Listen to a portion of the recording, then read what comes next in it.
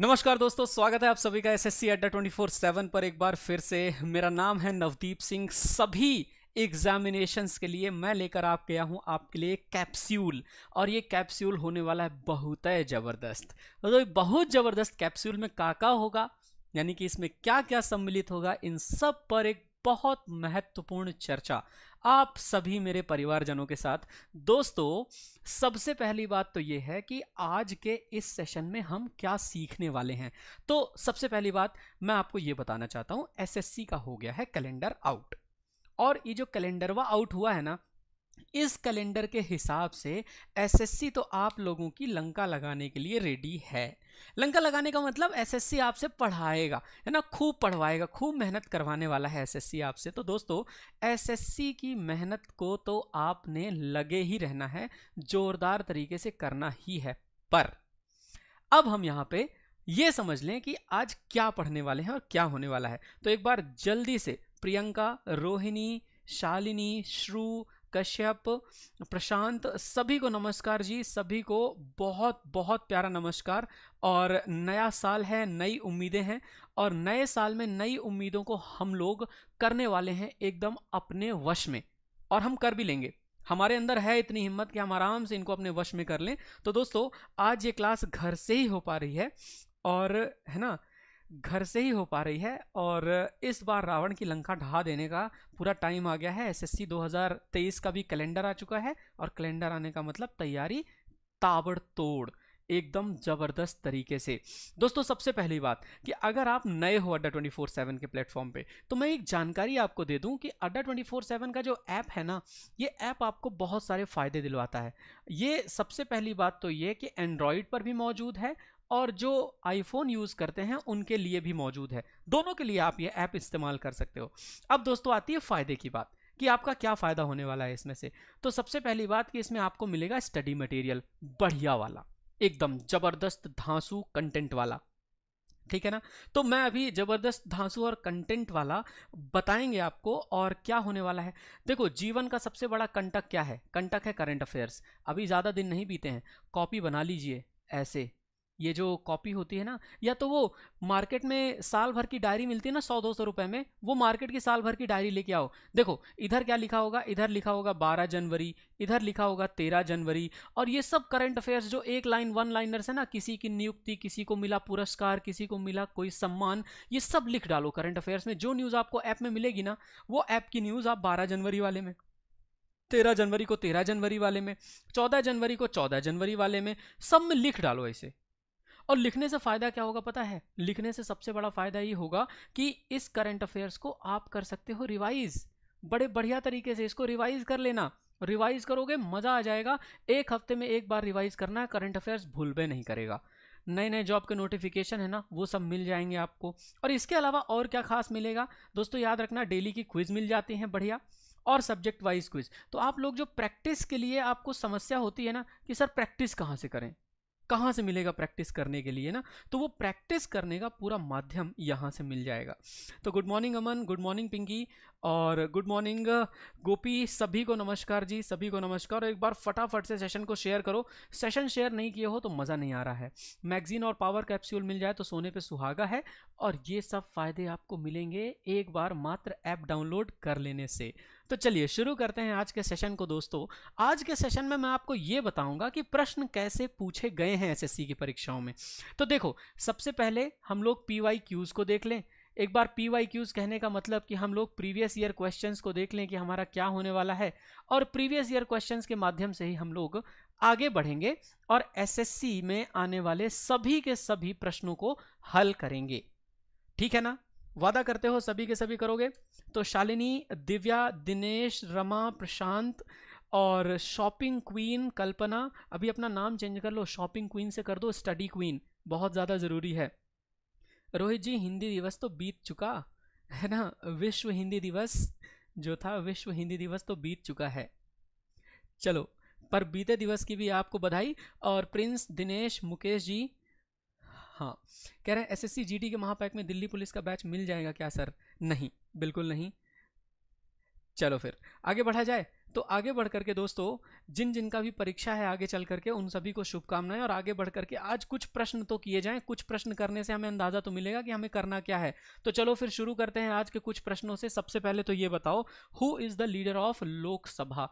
मैंने लोकसभा का नेता कौन होता है? लोकसभा का नेता प्रधानमंत्री होता है, लोकसभा का नेता राष्ट्रपति होता है, लोकसभा का नेता उपराष्ट्रपति होता है, या इनमें से कोई नहीं? तो हम लोग ना एक चर्चा करते हैं दोस्तों। एक जगह है जिसका नाम है ब्रिटेन। आप लोग इसे इंग्लैंड भी कहते हो, है ना? आप लोग इसे इंग्लैंड भी कहते हो। इंग्लैंड से हम लेकर के आए थे हमारी संसदीय प्रणाली, यानी कि हमारा पार्लियामेंट्री सिस्टम। और पार्लियामेंट्री सिस्टम यानी कि ये जो हमारी संसदीय प्रणाली है, इस संसदीय प्रणाली में हमने बहुत सारी चीज़ें ऐसे ही जोड़ी। जैसे देखो, सबसे पहले ऊपर होता है हमारा एक हेड, ठीक है, जिसे हम लोग क्या कहते हैं? जिसे हम लोग कहते हैं कार्यकारी प्रमुख, एग्जीक्यूटिव हेड। और ये एग्जीक्यूटिव हेड के नीचे होती हैं दो चीज़ें, जिसमें से एक होता है उच्च सदन। उच्च सदन मतलब अपर हाउस। और अपर हाउस क्या कहलाता है दोस्तों? आप सभी को पता है, अपर हाउस है राज्यसभा। और फिर होता है लोअर हाउस, निम्न सदन। और ये निम्न सदन कौन सा होता है? निम्न सदन होता है लोअर हाउस, जिसे हम लोग कहते हैं लोकसभा। तो राज्यसभा इधर और लोकसभा इधर। अभी राज्यसभा और लोकसभा, उच्च सदन और निम्न सदन मिला करके एग्जीक्यूटिव हेड के अंडर ही होता है। और दोस्तों ये कौन होता है? ये होता है हमारा प्रेसिडेंट, यानी कि हमारा राष्ट्रपति। बहुत अच्छे। तो अब जल्दी से आपको बताना है कि लोकसभा का प्रमुख कौन होता है। अब मैंने इतने बढ़िया तरीके से बता दिया तो आपको लग रहा होगा कि सर राष्ट्रपति सही उत्तर होना चाहिए, है ना?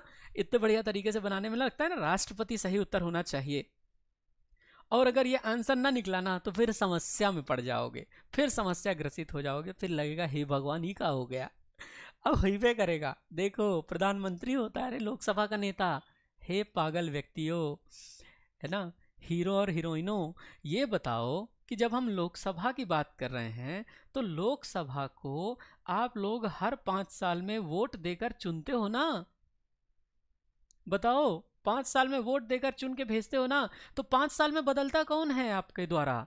आपके द्वारा प्रधानमंत्री बदलता है कि राष्ट्रपति बदलता है यार? अभी बताओ, नए राष्ट्रपति का चुनाव हुआ, द्रौपदी मुर्मू जी चुन करके नई राष्ट्रपति बनी। अब द्रौपदी मुर्मू जी के चुनाव में आपने वोट डाला था? नहीं ना भाई। उसके लिए हमारे जो विधानसभा के विधायक हैं वो लोग वोट डालेंगे, जो हमारे संसद के सांसद हैं, निर्वाचित सांसद, वो लोग वोट डालेंगे। तुमको क्या पड़ी भैया? लोकसभा 5 साल में चुन के जाती है, वो भी वोट दे करके। आप अपना प्रधानमंत्री चुनते हो, राष्ट्रपति नहीं चुनते हो। आप जिन लोगों को चुनते हो वो आपके लिए राष्ट्रपति चुनते हैं। हे भगवान, पहला ही क्वेश्चन पूरा ही गलत। नहीं हो पाएगा, ऐसे तो नहीं चलेगा। तो ये प्रधानमंत्री सही उत्तर हो जाएगा ना? प्रधानमंत्री या सही उत्तर है। 5 साल में ये जो वोट दे करके जिसको चुनते हो ना, वो है जरूरी चीज। और जरूरी चीज क्या होती है? प्रधानमंत्री।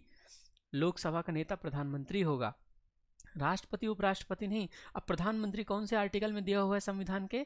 Article number 75। राष्ट्रपति आर्टिकल नंबर 52। उपराष्ट्रपति आर्टिकल नंबर 63। याद रखिए, 75, 52, 63। प्रधानमंत्री, राष्ट्रपति, उपराष्ट्रपति क्रमशः।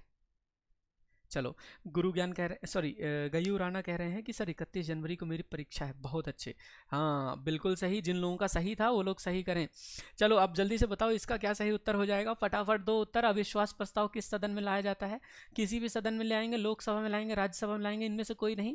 अब देखो, अब देखो देखो देखो, अविश्वास प्रस्ताव क्या होता है? No confidence motion. कौन लाता है? राहुल गांधी जी। किसके खिलाफ? मोदी जी के खिलाफ।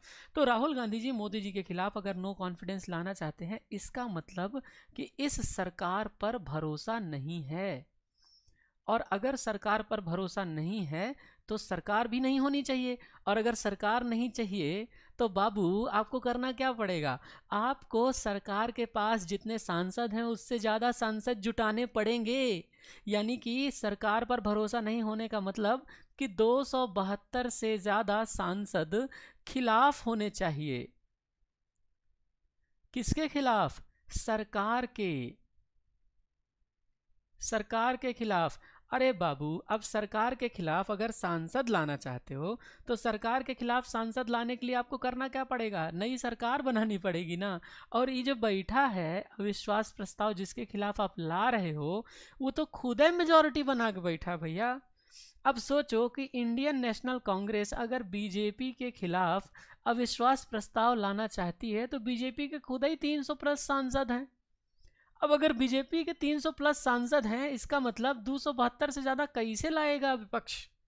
जब खुद कोई मेजोरिटी लेके बैठा है तो अविश्वास प्रस्ताव फेल हो जाता है, और जब फेल हो जाएगा तो समझ लो लाया कहाँ जाएगा? लोकसभा में। 272 जब हम बात किए ना, देखो लोकसभा में टोटल कितनी सीटों पर चुनाव होता है? 543। 543/2 कितना आया?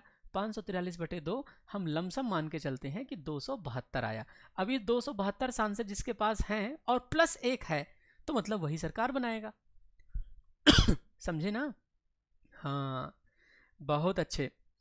होगी होगी आशुतोष जी, क्लास होगी, क्यों नहीं। रुद्र बैच की क्लास होगी, होगी डेफिनेटली होगी। चलो फिर अब आगे चलते हैं। लोकसभा सही उत्तर हो गया। चलो अब आगे बढ़ते हैं अगली चर्चा। अगली चर्चा अगले प्रश्न के साथ। फटाफट बताओ, लोकसभा की बैठक किस तरह समाप्त की जाती है? स्थगन द्वारा, विघटन द्वारा, सत्रावसान द्वारा, इनमें से सभी। मैंने कौन करता है? एडजर्नमेंट करता है, डिसोल्यूशन करता है, प्रोरोगेशन करता है, कि सभी के सभी में से लोकसभा को टर्मिनेट कर दिया जाता है? बैठक समाप्त करनी है ना। देखो लोकसभा का सिद्धांत कौन से अनुच्छेद में दिया हुआ है? तो दोस्तों अनुच्छेद याद रखिएगा, अनुच्छेद है हमारे संविधान का अनुच्छेद नंबर 81। देखो हमारी संसद यानी कि हमारी पार्लियामेंट कहाँ दी हुई है? तो याद रखना अनुच्छेद नंबर 79 में। फिर उसके बाद हमारी जो राज्यसभा है वो राज्यसभा कहाँ दी हुई है? तो राज्यसभा दी हुई है अनुच्छेद नंबर 80 में। और उसके बाद जो लोकसभा है वो लोकसभा कहाँ दी हुई है? लोकसभा दी हुई है 81 में। तो 79, 80, 81 ऐसे याद रखिएगा, ठीक है। हाँ, कॉपी कह रहे हैं सर पॉलिटी में बहुत कंफ्यूज हो जाती हूँ। हमारा सेशन अटेंड करिए, कंफ्यूजन ना इसे चबा के फेंक दिया जाएगा च्युइंगम की तरह। कंफ्यूजन की तो दिक्कत है ना लो, ठीक है। तो ये याद रखना कि चारों के चारों तरीके से आप लोकसभा की जो प्रोसीडिंग्स हैं, लोकसभा की बैठक हैं, उन लोकसभा की बैठक को रोक सकते हो। एडजर्नमेंट का मतलब होता है कुछ समय के लिए स्थगित करना, ठीक है। एडजर्नमेंट का मतलब कुछ समय के लिए स्थगित करना, और प्रोरोगेशन का मतलब भी कुछ समय के लिए स्थगित करना। लेकिन प्रोरोगेशन आता है राष्ट्रपति की तरफ से, और डिसोल्यूशन भी राष्ट्रपति की तरफ से आता है। लेकिन डिसोल्यूशन का मतलब होता है अब दोबारा चुनाव होंगे। दोबारा चुनाव यानी कि दोबारा इलेक्शन हुई, और फिर कहेंगी हमारी दीदी की खेला होवे। दीदी मतलब समझ रहे हो ना? बताओ जल्दी, लोकसभा का सदस्य अपना त्याग पत्र किसको देते हैं? प्रधानमंत्री को देते हैं, राष्ट्रपति को देते हैं, लोकसभा के अध्यक्ष को देते हैं, कि इनमें से किसी को नहीं? बताओ फटाफट, है ना। लोकसभा का जो सदस्य होता है वो अपना त्याग पत्र किसको देता है बाबू? प्रधानमंत्री को देता है, राष्ट्रपति को देता है, लोकसभा के अध्यक्ष को देता है, कि इनमें से कोई नहीं? जल्दी बताओ, जल्दी बताओ। हाँ, बहुत अच्छे दोस्तों। तो कन्फ्यूजन को ना इसे चिंगम की तरह चबा के उसका मीठा मीठा पार्ट लेके ना उसको इसे थूक देना है। कन्फ्यूजन नाम का शब्द ही नहीं रहेगा जीवन में। रोजाना सुबह 10 बजे क्लास अटेंड कीजिए, है ना। रोजाना सुबह 10 बजे क्लास अटेंड करते रहिए। चलो चलो, जो लोग नए स्टूडेंट हैं, नए स्टूडेंट भी ध्यान दे लें। नए स्टूडेंट, है ना, नए स्टूडेंट बिल्कुल ध्यान दे लें। चलो चलो चलो फटाफट से। अब देखो दोस्तों, लोकसभा सदस्य अपना त्यागपत्र किसको देते हैं? प्रधानमंत्री को देते हैं, राष्ट्रपति को, लोकसभा के अध्यक्ष को, या इनमें से कोई नहीं? तो हमेशा याद रखिए कि जो लोकसभा का सदस्य है वो अपना त्यागपत्र लोकसभा के अध्यक्ष को देगा, है ना। अब वैसे देखो, कोई राज्यसभा का सदस्य है तो राज्यसभा का जो सदस्य है वो राज्यसभा का सांसद हुआ, तो वो अपना इस्तीफा किसको देगा? वो राज्यसभा के सभापति को देगा। हाँ, अब ये बात अलग है कि जो सभापति होते हैं वो हमारे उपराष्ट्रपति ही होते हैं। और पता है उपराष्ट्रपति काहे बनाए सभापति? काहे कि उपराष्ट्रपति के पास कोनो काम ही नहीं था। है ना। अब देखो, मेरे कहने का मतलब ये कि अगर मान लो भारत में कोई व्यक्ति उपराष्ट्रपति बन गया, अब उपराष्ट्रपति बनने के बाद उसके पास या तो कार्यकारी राष्ट्रपति बन जाए, तो वो काम करेगा राष्ट्रपति वाला, कार्यकारी राष्ट्रपति बनके, और या तो वो बना रहे राज्यसभा का सभापति। माने उपराष्ट्रपति तो सिर्फ नाम का है, वो इन दोनों में से कोई बना रहेगा। या तो राज्यसभा का सभापति बन के काम करता रहेगा अपना, और या तो वो कार्यकारी राष्ट्रपति बन के काम करता रहेगा। उपराष्ट्रपति के पास कौनो काम नहीं, माने सिर्फ नाम का है, ठीक है, सिर्फ नाम का है, उसके पास कोई काम ही नहीं है कुछ करने के लिए। तो दोस्तों इसीलिए मैं कहता हूं आपसे, उपराष्ट्रपति को उपराष्ट्रपति होने की सैलरी नहीं मिलती, उसको सैलरी मिलती है राज्यसभा का सभापति होने की। इसीलिए तो राज्यसभा के सब सदस्य जो हैं वो सभापति को अपना इस्तीफा देंगे, और लोकसभा के सदस्य लोकसभा के अध्यक्ष को अपना इस्तीफा देंगे। और लोकसभा का अध्यक्ष कौन होता है दोस्तों? याद रखना, स्पीकर होता है। और स्पीकर कौन से अनुच्छेद में लिखा हुआ है? 93 में। राज्यसभा के जो सभापति हैं वो कौन से अनुच्छेद में लिखे हुए हैं? 63 में। मतलब उपराष्ट्रपति भारत का होगा, ये चीज 63 में लिखी हुई है। और राष्ट्रपति 52 और प्रधानमंत्री 75। याद रखना बाबू, पूछा जाएगा परीक्षा में सीधे सीधे, ठीक है ना। हाँ, कह रहे हैं इसीलिए बैठा दिया जाता है। और दिनेश जी कह रहे हैं सर हम वाइस प्रेसिडेंट जी के विलेज से हैं। अरे क्या बात है, बहुत अच्छे, ठीक है ना, बहुत अच्छे बहुत अच्छे। चलो बढ़िया, अब आगे बढ़ें, और आगे बढ़ करके हम और भी चर्चा करेंगे एक नए प्रश्न के साथ। लोकसभा सदस्यों के निर्योग्यता से संबंधित प्रश्नों पर निर्णय कौन करता है? बताओ, लोकसभा का सदस्य योग्य है या नहीं, इन सब का कौन निर्णय करेगा बबुआ? कौन डिसाइड करेगा कि डिस्क्वालिफिकेशन हो जाएगा मेंबर ऑफ लोकसभा का कि नहीं? स्पीकर डिसाइड करेगा, ministry of parliamentary affairs decide करेगा, या प्रेसिडेंट करेगा कि प्राइम मिनिस्टर करेगा? बताओ बबुआ, जल्दी बताओ। सही उत्तर दो फटाफट से। लोकसभा सदस्यों के निर्योग्यता से संबंधित प्रश्नों पर निर्णय कौन करता है, ये बताना है आपको। जल्दी, एकदम फटाफट, माने यूं लिख दो चीते की चाल से। चलो बहुत अच्छे, फटाफट बता दो दोस्तों, फटाफट बता दो।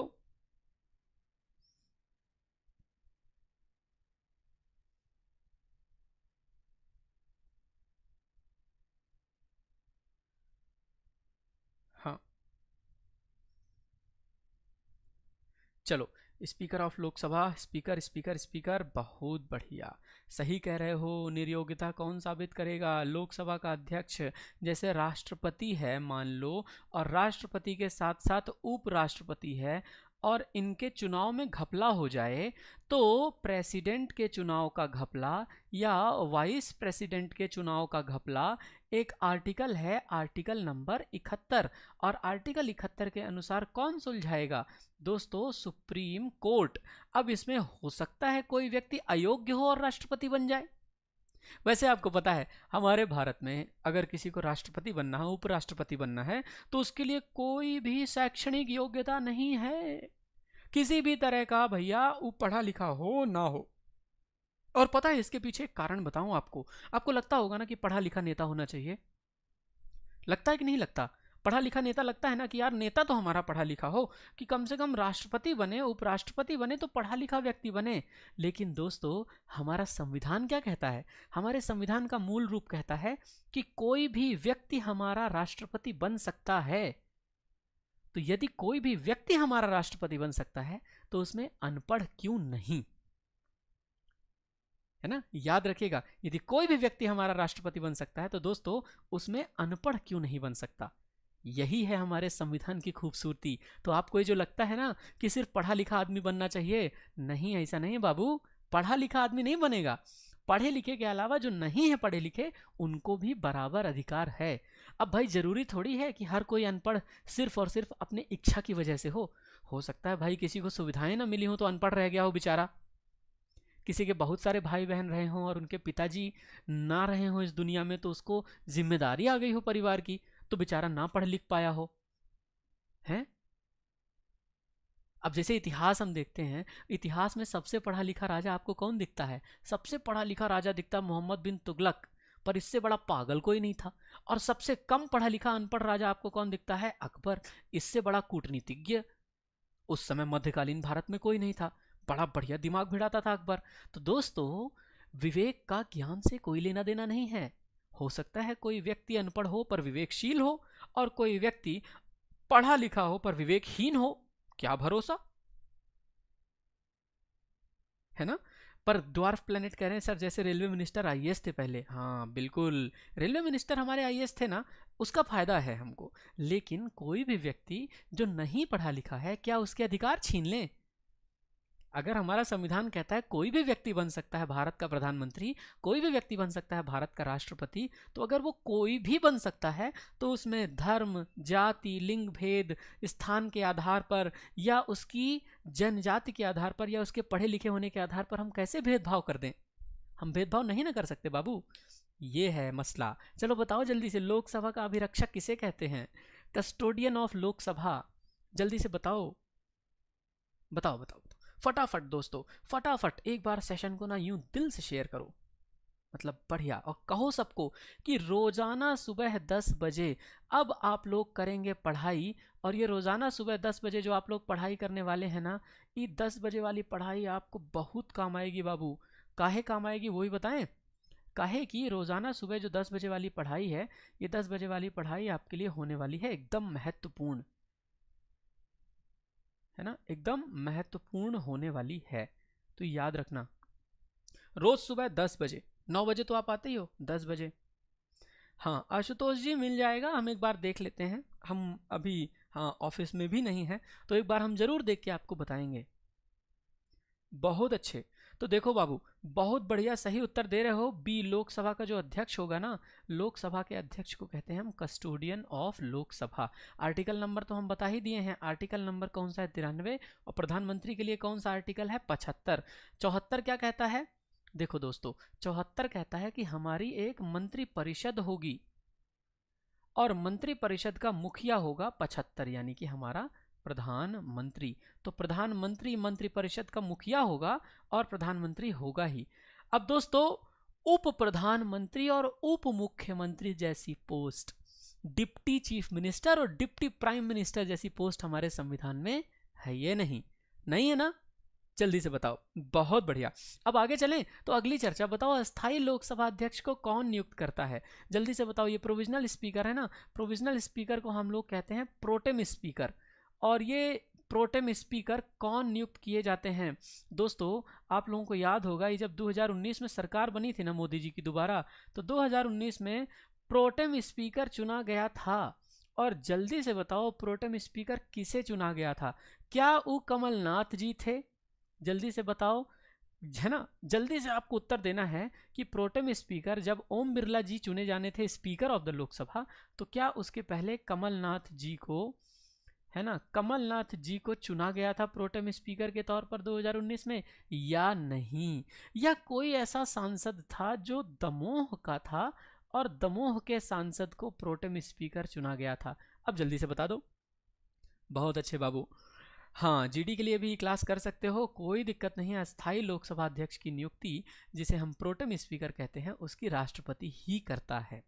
बिल्कुल, राष्ट्रपति देखो हमेशा याद रखो, जो संवैधानिक पद हैं उन संवैधानिक पदों में मुखियाओं की नियुक्ति राष्ट्रपति द्वारा ही होती।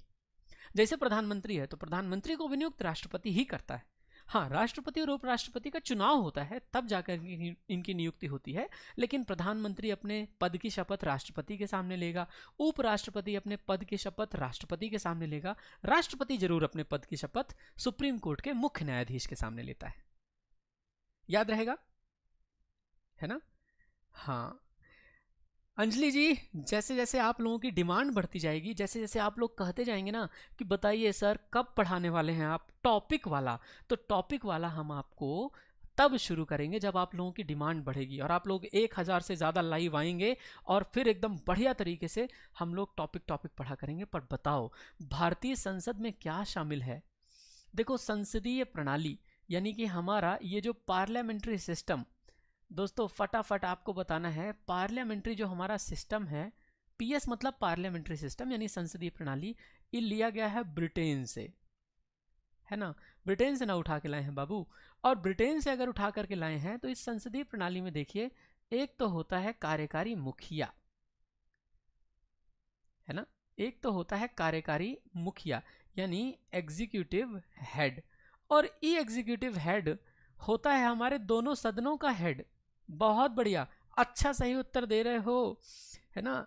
दिव्या, शिवानी, शंकर, रमनदीप, बिल्कुल सही उत्तर। तो दोस्तों याद रखिए, कार्यकारी जो मुखिया होता है ना, कार्यकारी मुखिया किसका किसका होगा? तो कार्यकारी मुखिया यहाँ पर उच्च सदन का होगा, और उच्च सदन का मतलब क्या है? हमारा राज्यसभा।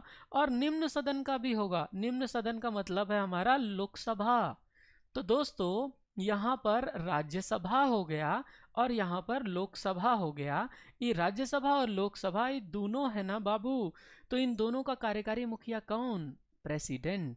तो दोस्तों अब क्या कहते हो कि जब संसदीय प्रणाली या संसद की हम लोग बात करते हैं, हमारी संसद आर्टिकल 79 में लिखी हुई है, और ये 79वां संविधान, ध्यान देना कि इसमें क्या क्या है। तो दोस्तों भारतीय संसदीय प्रणाली में लोकसभा, राज्यसभा और हमारे कार्यकारी मुखिया के बारे में लिखा हुआ है। वैसे यहाँ पर गलत हो गया है, यहाँ पर भारतीय संसद में लोकसभा, राज्यसभा और राष्ट्रपति तीनों शामिल हैं, याद रखिएगा, ठीक है ना। चलो बढ़िया, अब आगे चलें। आगे चल करके हम लोग अब यहाँ पर बजट पहले किसके द्वारा पारित किया जाता है, जल्दी से बताओ। राज्यसभा द्वारा, लोकसभा द्वारा, ए और बी दोनों, या इनमें से कोई नहीं? देखो देखो देखो बाबू, हम आपको ना एक बहुत बढ़िया तरीका बताते हैं। पता है हमारे संविधान में ये लिखा हुआ है कि वित्त मंत्री सबसे पहले, है ना, वित्त मंत्री सबसे पहले जाएगा राष्ट्रपति के पास और कहेगा राष्ट्रपति जी आज्ञा है। राष्ट्रपति जी कहेंगे यस, परमिशन है दोस्त। अब जब परमिशन की बात आ गई ना, मिल गई परमिशन, तो वित्त मंत्री यानी कि हमारा फाइनेंस मिनिस्टर अब आएगा कहाँ? लोकसभा में। और लोकसभा में बाबू वो बात करेगा कि लोकसभा में भैया देखो ऐसा है कि बजट आ चुका है।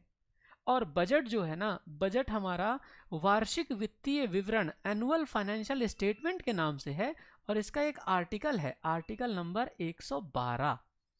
और आर्टिकल 112 में लिखा हुआ है बजट। अब बजट शब्द नहीं लिखा, बजट शब्द को लिखा है एनुअल फाइनेंशियल स्टेटमेंट, वार्षिक वित्तीय विवरण लिखा है ना बाबू। तो इसका सही आंसर क्या हो जाएगा? बजट पहले किसके द्वारा पारित किया जाता है? लोकसभा के द्वारा। और ये देखो कोई रोक नहीं सकता, लोकसभा में बजट पढ़ दिया गया ना, उसके बाद ये भेज दिया जाएगा राज्यसभा। और एक बात याद रखो, राज्यसभा के पास कोई पावर नहीं है इसको रोकने की। हाँ, 14 दिन तक चाहे राज्यसभा तो इसे होल्ड कर सकती है। 14 दिन तक सिर्फ होल्ड, होल्ड कहने का मतलब 14 दिन तक हिला डुला नहीं सकती राज्यसभा इसको, लेकिन 15वें दिन अपने आप पास मान लिया जाएगा। अगर मान लो कोई सुझाव है राज्यसभा का, तो सुझाव कई बार लोकसभा आ सकता है, पर अब ये प्रक्रिया है नहीं, क्योंकि ये वित्त मंत्री के ऊपर निर्भर करता है कि सुझाव को माने या ना माने। भैया ऐसा है कि हमने लोकसभा में पढ़ के सुना दिया बजट, आपको कोई सुझाव देना है तो आप राज्यसभा से इधर दे दीजिएगा, पर हम मानेंगे नहीं मानेंगे हमारे ऊपर निर्भर करता है। बाकी तो भैया हमने राष्ट्रपति से वैसे पूछा हुआ है, तो राष्ट्रपति जी कहेंगे लैया लाओ भैया साइन कर दिया जाए। अब जैसे ही राष्ट्रपति ने साइन किया, बजट हो गया पास, एक के दिन में, 1 डे प्रोसीजर। ओडीआई है ये मैच, 1 डे इंटरनेशनल। और आजकल तो बजट 2020 की तरह आता है, जैसे 2020 क्रिकेट होता है ना, वही से बजट आ जाता है। तो बहुत सही। आर्टिकल 112 क्या है बाबू?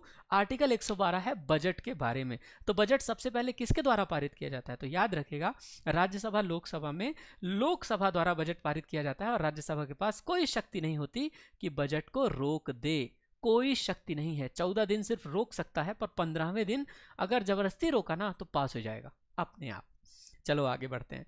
आगे बढ़े तो अगली चर्चा दोस्तों, अगले प्रश्न के लिए, लोकसभा के लिए प्रथम आम चुनाव कब हुए थे? बताओ जल्दी बाबू, है ना, फटाफट जल्दी से बताओ। हाँ, शॉपिंग का नहीं सर, बड़ा सदन कौन सा है? लोकसभा। अगर साइज के हिसाब से बात करोगे तो जो लोकसभा है, लोकसभा बड़ा सदन है, साइज बड़ा है लोकसभा का। ठीक है, फटाफट फटाफट एक बार शेयर कर दो दोस्तों, शेयर कर दोगे ना मजा आ जाएगा। लोकसभा के लिए प्रथम आम चुनाव कब हुआ था? 1950 में हुआ था, 51 में हुआ था, 52 में हुआ था, कि 1955 में हुआ था? और कह रहे हैं कि बी में। अच्छा देखो, लोकसभा और राज्यसभा की जब हम बात करते हैं तो एक बात बताओ, आपको ये डेट याद है क्या? 3 अप्रैल 1900, है ना, 3 अप्रैल 1952 था, 51 था? जल्दी से बताओ फटाफट। 1952 है, 1951 और 17 अप्रैल, जल्दी से बताओ 17 अप्रैल 1952 था या 1951 था? अब आपको कंफ्यूजन की स्थिति में डालूंगा मैं, है ना। चलो कंफ्यूजन की स्थिति में मैं डालूं, पर उससे पहले आप सभी को बता दूं कि ये 1952 की बात है दोस्तों, है ना। तो 3 अप्रैल 1952 की जब मैं बात कर रहा हूं और यहाँ पर 17 अप्रैल 1952 की बात कर रहा हूं, तो ये 3 अप्रैल और 17 अप्रैल में क्या बताना चाह रहा हूं, जल्दी से बताओ बाबू, फटाफट इसका उत्तर दो तो मजा आए, है ना। 3 अप्रैल और 17 अप्रैल को क्या बताना चाह रहा हूं मैं, किसी की डेट बताना चाह रहा हूं मैं, जल्दी से बताओ। और फिर मई 1952 में दोनों की पहली बैठक हुई थी, है ना। मई 1952 में पहली बैठक, और वह भी आपको बताना है क्या 8 मई को हुई थी।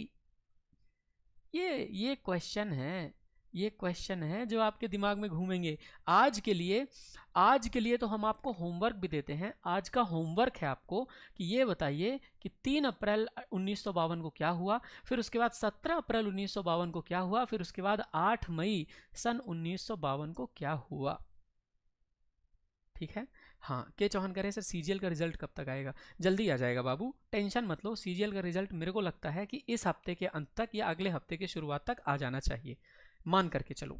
चलो बढ़िया, आगे बढ़ते हैं बाबू। अब जल्दी बताओ, उपभोक्ता अधिकारों की घोषणा किस देश में हुई थी सबसे पहले। मतलब ये कंज्यूमर राइट्स आज भी आपके पास है ना, उपभोक्ता अधिकार। उपभोक्ता फोरम है, उपभोक्ता फोरम में किसी की शिकायत कर सकते हैं। तो अब आपको जल्दी से बताना है कि क्या होगा इसका सही उत्तर। तो उपभोक्ता फोरम या उपभोक्ता अधिकारों की घोषणा किस देश में हुई थी, जल्दी से बताओ। हाँ, अभी शॉपिंग क्वीन कहते हैं कि कोई बिल राज्यसभा पास कर दे तो लोकसभा रोक सकती है। अब अगर वो राज्यसभा से पास होकर लोकसभा की तरफ आ रहा है तो लोकसभा बिल्कुल रोक सकती है, लेकिन अगर वो लोकसभा से पास होकर राज्यसभा गया तो फिर लोकसभा नहीं रोक पाएगी। फिर तो प्रेसिडेंट साइन करेगा या नहीं करेगा वो उसके ऊपर है। और बजट को प्रेसिडेंट भी नहीं रोक सकते ना बाबू ना, बजट प्रेसिडेंट तो नहीं रोक सकते हैं। ठीक है। अभी जी गुड मॉर्निंग, चलो चलो चलो जल्दी उत्तर दो दोस्तों। तो इसका सही उत्तर क्या हो जाएगा, इसका सही उत्तर हो जाएगा संयुक्त राज्य अमेरिका। उपभोक्ताओं के लिए बिल्कुल याद रखना, कंज्यूमर राइट सबसे पहले संयुक्त राज्य अमेरिका। संयुक्त राज्य अमेरिका कब आज़ाद हुआ था, 4 जुलाई सन 1776 को। तो ये 4 जुलाई जो है, जिस दिन क्या होता है, जिस दिन होता है अपसौर। दोस्तों आप सभी को पता है पृथ्वी सूर्य से सबसे ज्यादा दूर किस दिन होती है, तो वो होती है एफिलियन के दिन, और ये एफिलियन होता है 4 जुलाई को। 4 जुलाई को पृथ्वी सूर्य से सबसे ज्यादा दूर होती है, 4 जुलाई सन 1776। डेट याद रखोगे बाबू, बहुत अच्छे। अगली चर्चा अगले प्रश्न के साथ, बिहार में सेवा का अधिकार वर्ष लागू किया हुआ था। तो बिहार में सेवा का अधिकार वर्ष हम आपको ऐसे ही बता देते हैं कि 2011 में सेवा का अधिकार यानी कि ना राइट टू सर्विस इंप्लीमेंट किया गया था, कि भैया सर्विस करने के लिए चाहिए हमको। जैसे हमारे यहाँ फंडामेंटल राइट्स होते हैं ना, जीवन जीने का अधिकार, वैसे ही सेवा का अधिकार किस वर्ष लागू किया गया था, तो याद रखना है आपको, ये लागू किया गया था 2011 में। अब बताओ, अंतरराष्ट्रीय मानकीकरण संगठन का मुख्यालय कहाँ है, आईएसओ का, International Organization for Standardization, ISO का हेडक्वार्टर्स कहाँ है, जल्दी से बताओ भैया, है ना। थैंक यू सो मच जो मेरी तारीफ कर रहे हैं अच्छा पढ़ाने के लिए। पर मित्रों जल्दी से बताओ, अंतरराष्ट्रीय मानकीकरण संगठन आईएसओ का मुख्यालय कहाँ पर स्थित है, आईएसओ का मुख्यालय कहाँ पर स्थित है, ये आपको बताना है। ये बहुत सिंपल सिंपल स्टैटिक जीके के प्रश्न हैं, स्टैटिक जीके के प्रश्नों का आप सभी को देना है उत्तर फटाफट से। और क्या उत्तर होगा इसका, तो दोस्तों याद रखिएगा, इसका सही उत्तर हो जाएगा जिनेवा। जिनेवा याद रखिएगा, है ना, जिनेवा हो जाएगा इसका सही उत्तर। बहुत बढ़िया, वेरी गुड वेरी गुड। दोस्तों फटाफट से सेशन को थोड़ा शेयर कर दो अपनी तरफ से तो मज़ा आ जाएगा। अब जल्दी से बताओ कि संयुक्त राष्ट्र संघ ने किस वर्ष उपभोक्ता के अधिकारों एवं सुरक्षा के लिए सिद्धांत निर्धारित किए थे। तो देखो दोस्तों, उपभोक्ता की जब बात आती है ना, कंज्यूमर राइट्स, तो कंज्यूमर राइट्स बहुत बड़ी चीज़ हैं।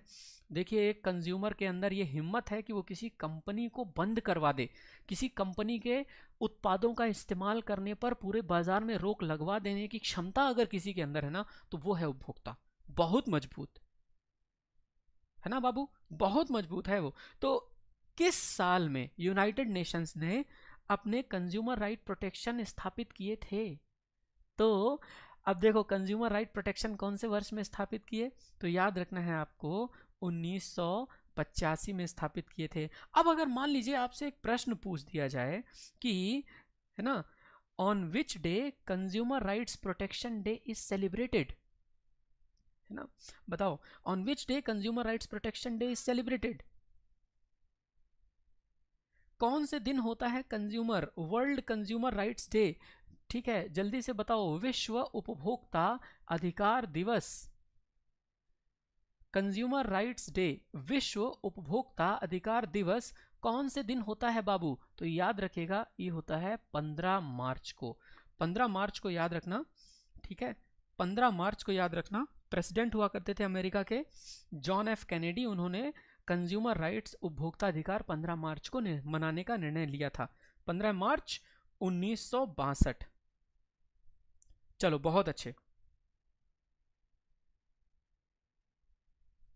अगली चर्चा अगले प्रश्न के साथ। मानवाधिकार आयोग की स्थापना कब हुई थी? तो दोस्तों NHRC, इसको याद रखिएगा, नेशनल ह्यूमन राइट्स कमीशन, मानवाधिकार आयोग, राष्ट्रीय मानवाधिकार आयोग की स्थापना कौन से वर्ष में हुई थी? फटाफट बताओ बाबू, जल्दी से आपको सही उत्तर देना है इसका, जल्दी से सही उत्तर दीजिए। अब देखो दोस्तों, इसका जो महत्वपूर्ण पॉइंट है ना, महत्वपूर्ण पॉइंट हम लोग यहाँ पर ऐड अप करके जान सकते हैं, समझ सकते हैं उसको। तो अभी मैं आपको बताऊंगा कि क्या होने वाला है इसका सही उत्तर।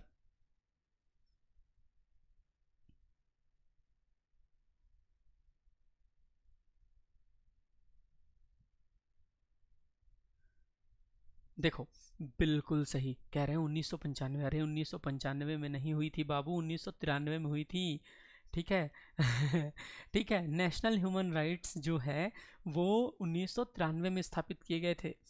1995 नहीं हुए थे बाबू, किसने बता दिया आपको 1995? आप अपने मन से टिक मार रहे हो, 1995 नहीं हुआ था। 1995 नहीं, 1993, ठीक है? ह्यूमन राइट्स एक्ट कब आया था? देखो दोस्तों, ह्यूमन राइट एक्ट आए थे, ह्यूमन राइट एक्ट आए थे, नेशनल ह्यूमन राइट्स एक्ट, ये 1993 में। और 1993 में ह्यूमन राइट्स एक्ट आए थे, और ह्यूमन राइट्स एक्ट NHRC कहलाते हैं 1993 बाबू, कोई और नहीं। बताओ जल्दी, भारत में राष्ट्रीय उपभोक्ता दिवस। लो, भारत में राष्ट्रीय उपभोक्ता दिवस, अभी हमने क्या बताया आपको? अभी हमने बताया वर्ल्ड ह्यूमन राइट्स डे, अभी हमने बताया आपको विश्व उपभोक्ता अधिकार दिवस 15 मार्च को। अब जल्दी से बताओ बाबू, 15 मार्च 1962 से मनाया जा रहा है। प्रेसिडेंट हुआ करते थे ना अमेरिका के जॉन एफ कैनेडी, उनने ऐसा किया था। रमनदीप जी एक बार रिफ्रेश करिएगा, आप ही को थोड़ा आवाज की समस्या है, बाकी किसी और को भी है क्या आवाज की समस्या? आप लोगों को लग रहा है क्या कि आवाज मेरी कम आ रही है आप सभी को? मेरे ख्याल से बहुत बढ़िया। हाँ हाँ निर्जला जी, मैं घर में हूँ, और इसलिए अभी मैं आपको सेशंस बोर्ड के माध्यम से नहीं पढ़ा पा रहा, पर बहुत जल्दी बोर्ड के माध्यम से पढ़ाऊंगा जैसे ही ऑफिस पहुंच जाऊंगा मैं, ठीक है? पर मैं आप लोगों के सेशन बिल्कुल नहीं रोकना चाहता किसी भी हाल में, इसलिए चाहे बोर्ड हो चाहे घर हो, कहीं पर भी हम पढ़ाएंगे ज़रूर, ताकि आपको अच्छे से सारी जानकारियां एकदम मस्त वाली मिलती रहें, आपकी परीक्षा बहुत बढ़िया चलती रहे। देखो, एसएससी का आ गया है कैलेंडर, और एसएससी का कैलेंडर आने का मतलब कि आपके पास ना बाबू अब मौका है, अब मौका है चौका मारने का। और ये जो मौका है ना चौका मारने का, इसको छोड़ना मत। ये जो मौका है चौका मारने का, ये बहुत ज़बरदस्त मौका है। देखो, सीजीएल है, सीपीओ है, सीएचएसएल है, जीडी है, एमटीएस है, स्टेनो है, और सिलेक्शन पोस्ट है। इतनी सारी परीक्षाएं 2023 में लगी हुई हैं। ये साल नौकरी का साल होना चाहिए, और इसके लिए दोस्तों आपको तैयारी करनी पड़ेगी हमारे साथ, बढ़िया वाली। तो सबसे पहले यहाँ पर इसका सही उत्तर क्या हो जाएगा? 24 दिसंबर विश्व राष्ट्रीय, मतलब हमारा जो, सॉरी विश्व नहीं, हमारा राष्ट्रीय उपभोक्ता दिवस 24 दिसंबर को होता है। और विश्व वाला कब होता है? विश्व वाला आप याद रखिएगा 15 मार्च को मनाया जाता है, ठीक है ना? इसका सही आंसर आपको याद रखना है। चलो बाबू, अब आगे बढ़ते हैं, और आगे बढ़ करके और चर्चाएं करते हैं। हाँ ठीक है निर्जला जी, तो अभी जब आगे चल करके हम ऑफिस पहुंच जाएंगे तो फिर आपका पढ़ाई करवाएंगे बोर्ड से। बताओ, भारत में भोज्य पदार्थों की शुद्धता की गारंटी कौन देता है? हॉल मार्क देता है, एग मार्क देता है, बुल मार्क देता है, कि आईएसआई का मार्क देता है? जल्दी से बताओ क्या हो जाएगा इसका सही उत्तर। भोज्य पदार्थों की शुद्धता की गारंटी कौन देता है? हॉल मार्क देगा, एग मार्क देगा, बुल मार्क देगा, कि आईएसआई मार्क देगा? जल्दी से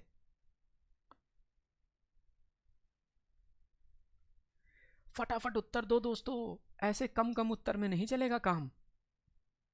तो जल्दी से बताना है आपको कि फूड आइटम्स की प्योरिटी कौन बताएगा। तो भोज्य पदार्थों की शुद्धता की गारंटी मैं बता दूं आपको देता है एग मार्क, याद रखिएगा, ठीक है। और साथ ही साथ FSSAI यानी food safety and security authority of India, ये जो है ना FSSAI भी उसको बढ़िया तरीके से मॉनिटर करता रहता है, ठीक है। जल्दी बताओ, उपभोक्ता संरक्षण अधिनियम की घोषणा भारत में कब हुई थी? कंज्यूमर, है ना, कंज्यूमर प्रोटेक्शन एक्ट कब अनाउंस हुए थे?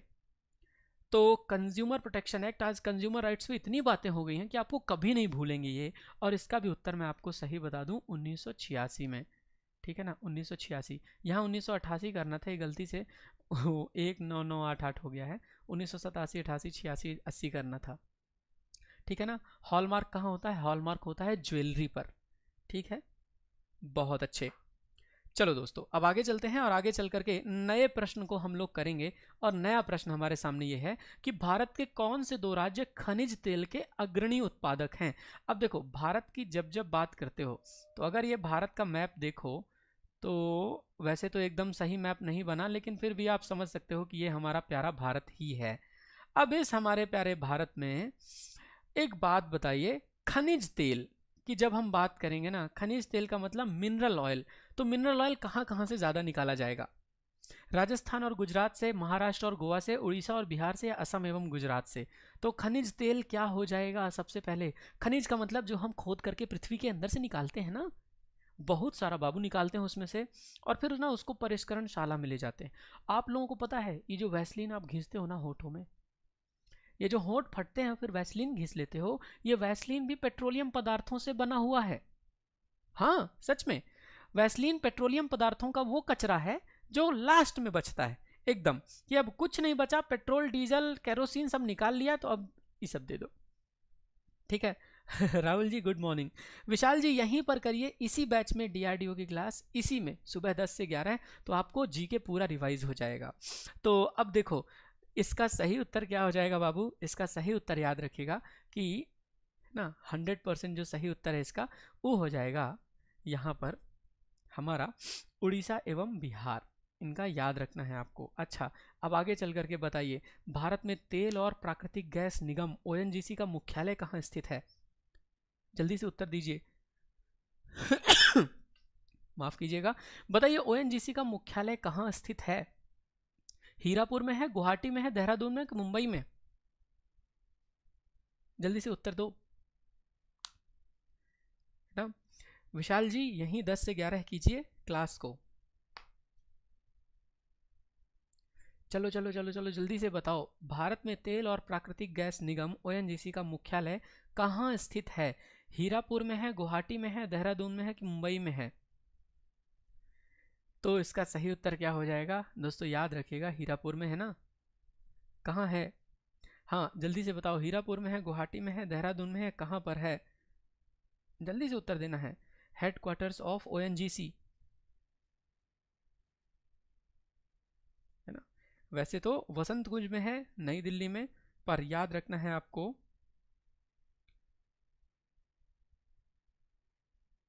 हाँ एक सेकेंड,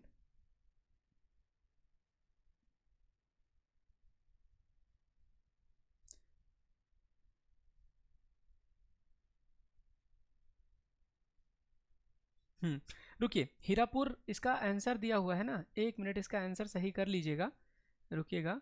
इसका जो आंसर है सही, इसका आंसर सही हो जाएगा कि ये हेडक्वार्टर्स है देहरादून में, ठीक है ना। ये ए गलत है, इसको सी कर लीजिएगा। वही मैं सोच रहा हूँ कि कुछ तो गड़बड़ हो रहा है।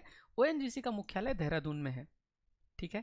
तैयारी याद रखिएगा। बिल्कुल अमृता जी, या ले सकते हैं, GD के लिए भी क्लास ले सकते हैं। सभी सभी परीक्षाएं जो आप SSC की देते हो ना, उन सभी की तैयारी आप करते हो, ठीक है। हाँ बिल्कुल। तो अब बताइए जल्दी, ब्रिटिश सरकार ने बंगाल के विभाजन को रिवोक कब कर दिया था? मतलब बंगाल का विभाजन कब हुआ था? बंगाल का विभाजन हुआ था 1905 में। किसने किया था? तो याद रखिएगा कि जो उस समय का ब्रिटिश वाइसरॉय हुआ करता था, कर्जन, कर्जन ने विभाजन किया था। जल्दी से बताओ, ठीक है ना, कर्जन ने विभाजन किया था। अब कर्जन का जो विभाजन है, कर्जन का विभाजन है, कर्जन का विभाजन कैंसिल कब हुआ था? तो जल्दी से बताओ कि दिल्ली दरबार लगा था ना, और दिल्ली दरबार जो लगा था बाबू, वो दिल्ली दरबार कब लगा था? 1911 में लगा था।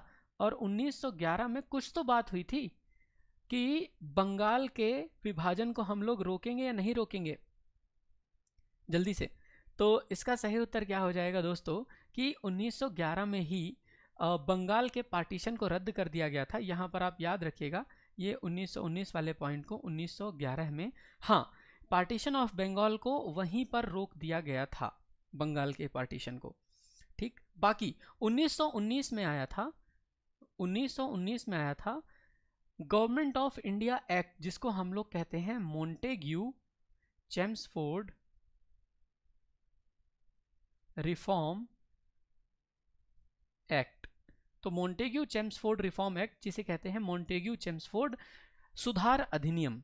तो मोंटेग्यू चेम्सफोर्ड सुधार अधिनियम के तहत, है ना, बंगाल को एक एंटिटी मान लिया गया था, बंगाल को एक इकाई मान लिया गया था।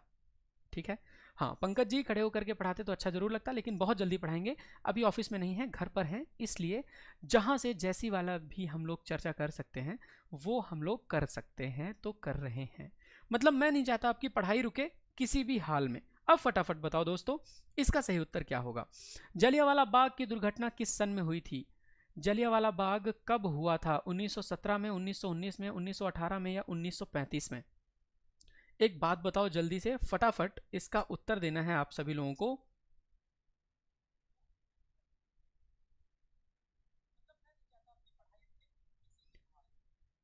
चलो, वैसे तो बढ़िया अच्छे तरीके से आवाज आ रही है।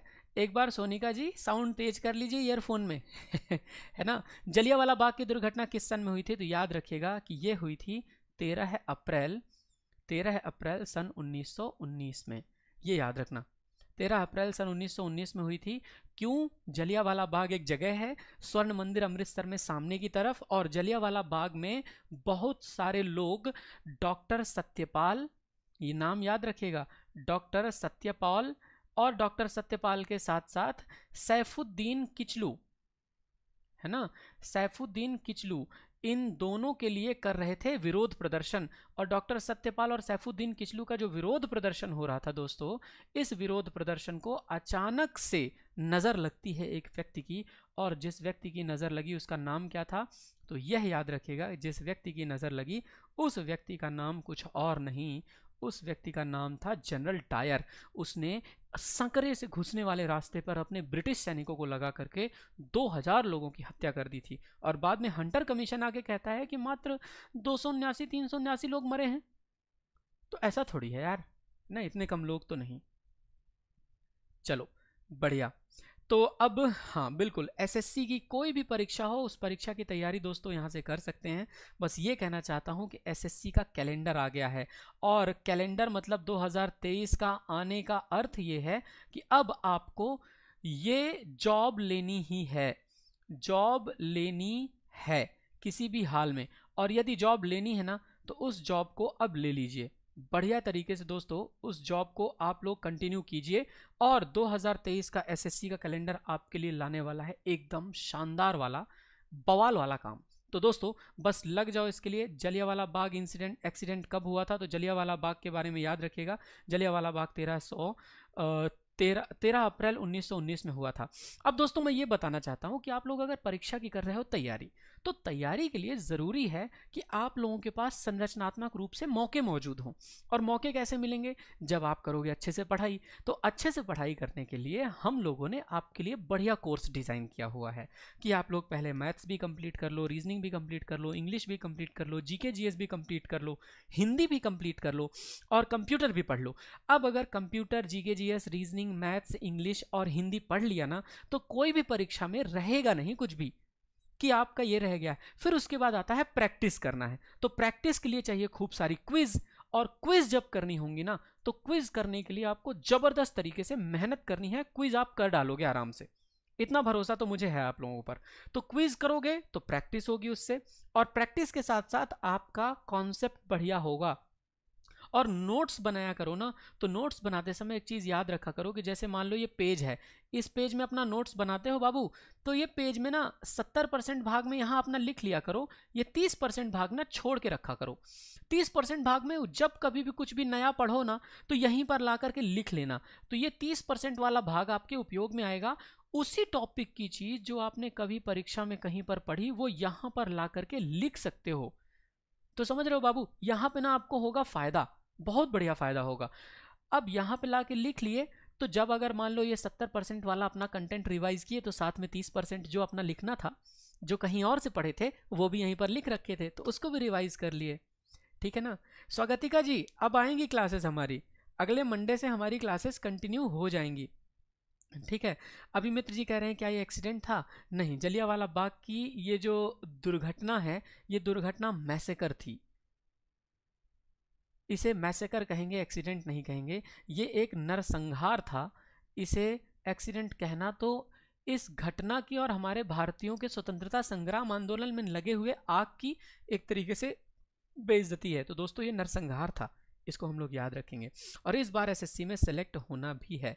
कंप्यूटर का भी क्लास होता है बाबू, बिल्कुल आलोक होता है, आपको मिलेगा ये कंप्यूटर का क्लास भी। अब मैं जो कह रहा हूँ ना, उसको ध्यान से सुनिए। अच्छी तैयारी करनी है तो दोस्तों अच्छा वीडियो चाहिए, अच्छा कंटेंट चाहिए, अच्छा सब कुछ चाहिए। तो क्या मिलेगा आपको? देखो सबसे पहले बाबू यहाँ पर चले जाओ आप, और आप लोग जब जाओगे ना यहाँ पर, तो सबसे पहले आपको मिलेगा दोस्तों अड्डा 24/7। अभी अड्डा 24/7 में आप लोग क्या कर सकते हो, अड्डा 24/7 में यहाँ ऑल कोर्सेज में चले जाओ, ऑल कोर्सेज में जाके एसएससी देख सकते हो। और एसएससी में ना यहाँ मिलेगा एसएससी का महापैक। अब देखो किताब भी चाहिए ना अच्छे तरीके से, तो किताब भी चाहिए, एसएससी महापैक बुक भी चाहिए हिंदी वाली, एसएससी महापैक भी चाहिए इंग्लिश वाला। अगर इंग्लिश वाली किताब के साथ चाहिए तो इंग्लिश वाली किताब के साथ, हिंदी वाली किताब के साथ चाहिए तो हिंदी वाली किताब के साथ, ये आपको मिल जाएगा। और इसके लिए आपको करना क्या है पता है? इसके लिए आपको एक काम करना है बहुत छोटा सा। और बाबू बहुत छोटा सा काम क्या है कि यहाँ 17,799 दिख रहा है ना, 17,799 दे मत देना, ठीक है ना। एसएससी महापैक ये जो बुक है, अगर मान लो हिंदी के साथ खरीदते हो, तो देखो यहाँ पे एसएससी महापैक अकेला खरीदोगे तो 13,000 में, एसएससी महापैक बुक के साथ खरीदोगे तो 17,799 में है। पर इतना देने का कोई मतलब नहीं बनता। अभी मैं बताता हूँ, 6 किताबें तो आपको मिलनी ही है। 6 किताबों के साथ साथ आपको देखो यहाँ पे 2,000 घंटे की ऑनलाइन क्लास मिलेंगी, 27,000 से ज़्यादा आपको वीडियोस मिलेंगे, आपको 4,756 टेस्ट सीरीज मिलेंगी पूरे एक साल के लिए।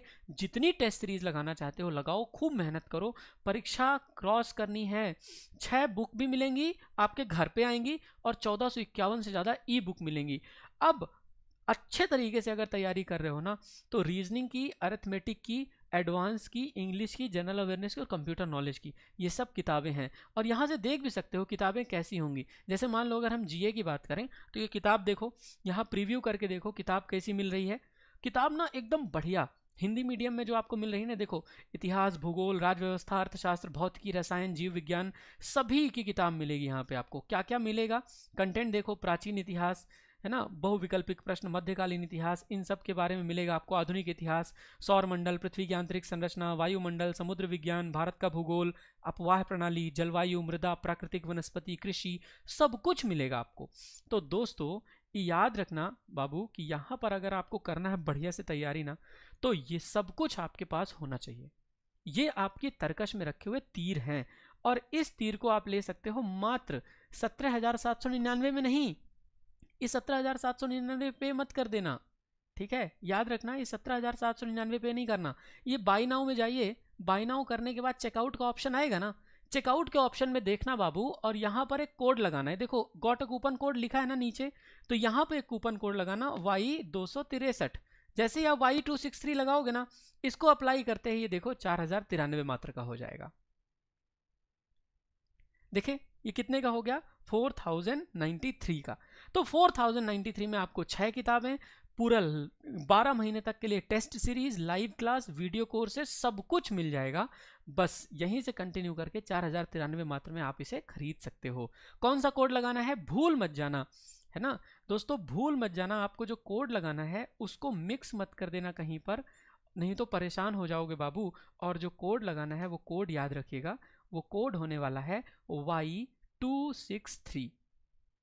Y263। तो आप Y263 लगाओ चाहे Y637 लगा दो, दोनों में से कोई भी कोड लगाओ, दोनों ही मेरे हैं, आपको मिल जाएगा 77% का डिस्काउंट। और अगर आप खूब मेहनत करना चाहते हो दोस्तों, तो एक और काम कर सकते हो छोटा सा, और वो छोटा सा काम ये है कि ये मेहनत आपकी रंग लाएगी। आप एक काम कर लो बस, वो ये है कि ऐप इंस्टॉल कर लो, तो ये डिस्काउंट आपका 77 से 80% भी पहुंच जाएगा।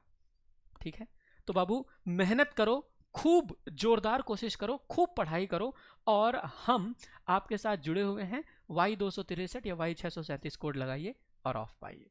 तो चलिए फिर आपसे अब मुलाकात होगी सुबह सुबह 10 बजे फ्री सी सेशन में, और उसके अलावा रात वाले सेशंस में भी।